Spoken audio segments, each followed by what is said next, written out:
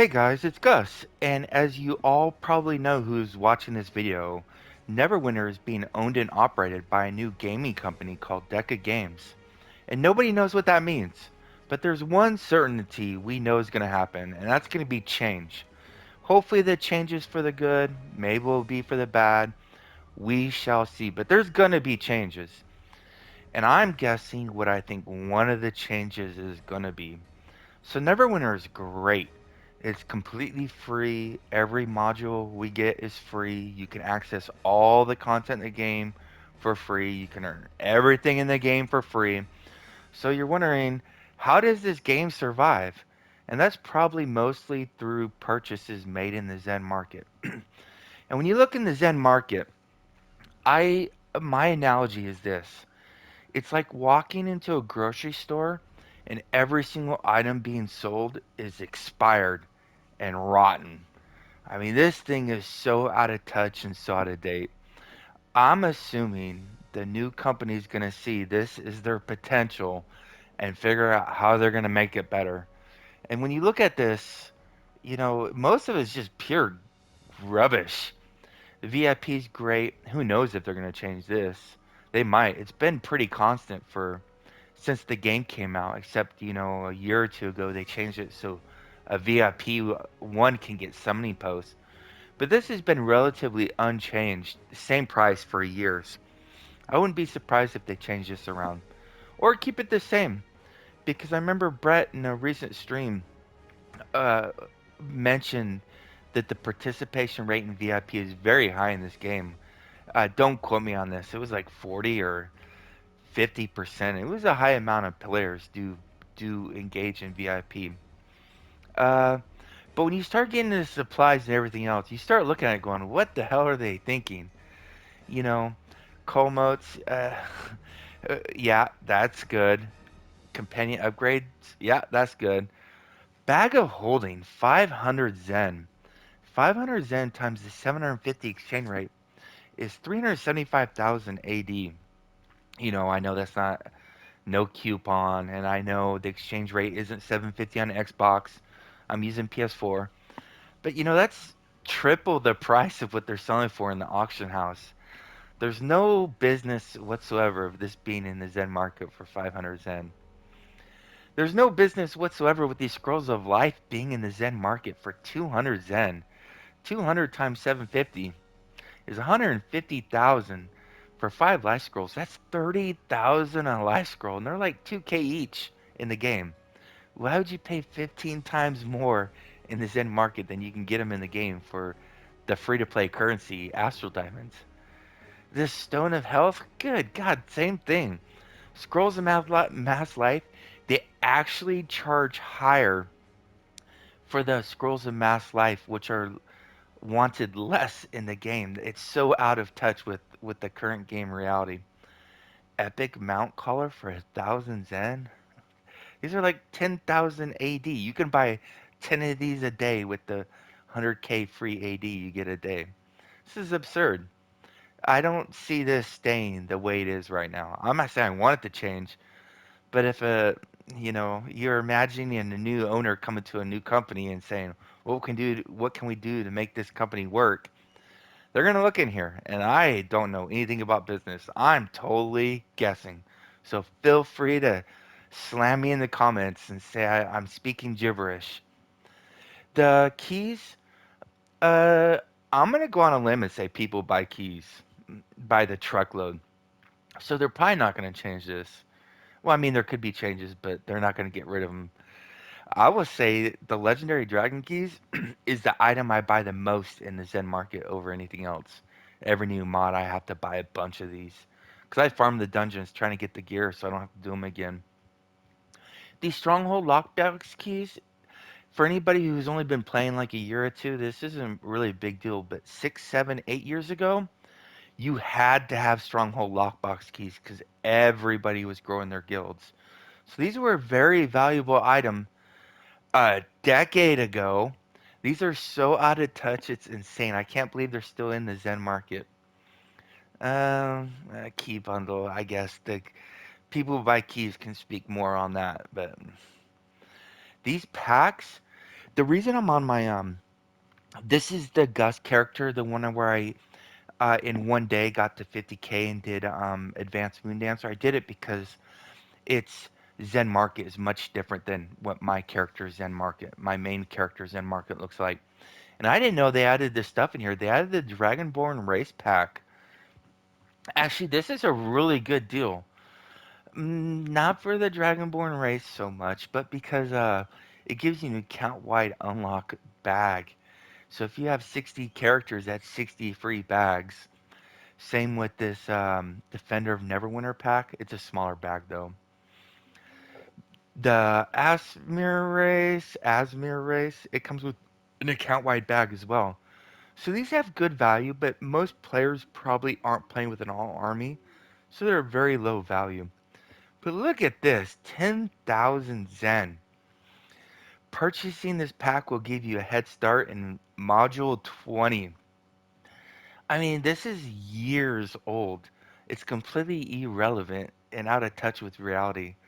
I don't understand how anybody would keep this in here and not think this was a mistake or reduce it in cost or something. It's just absurd, and it leaves a bad taste. If people are coming in here for the first time, look at this in market, and they look at this, they'll go, "What?" And they may not be enticed to buy anything else because they'll think everything else is a ripoff. This is horrible. What are they thinking? Campaign buyouts? Okay, I get it. I will say on the four tunes, well, my Bard, my CW, and my Guardian Fighter, and my Cleric, I bought a bunch of these. I didn't buy them from the Zen Market though. I bought them from the auction house. I got a little bit better deal doing that. These mounts are out of touch though. Jeez. Look at mounts are very important to the game. There was a time long, long ago where mounts were the most expensive item in the game. They were very hard to get. They were very sought after. They were very worthy. And now look at what we got in here. We got a green mount, two blue mounts, and an epic mount. All these are shit. They're four slot insignias, but you have to buy them and you have to love them all up. It's just better to buy a mythic account wide. It probably has better bonuses as well. This is a complete wasted opportunity. Same that goes with the companions. Holy shit. You know. Well, this Black Dragon Ion Stone is a pretty good bonus and is damn near impossible to get this from loot. Same with the Stronghold Cleric, but it's very niche.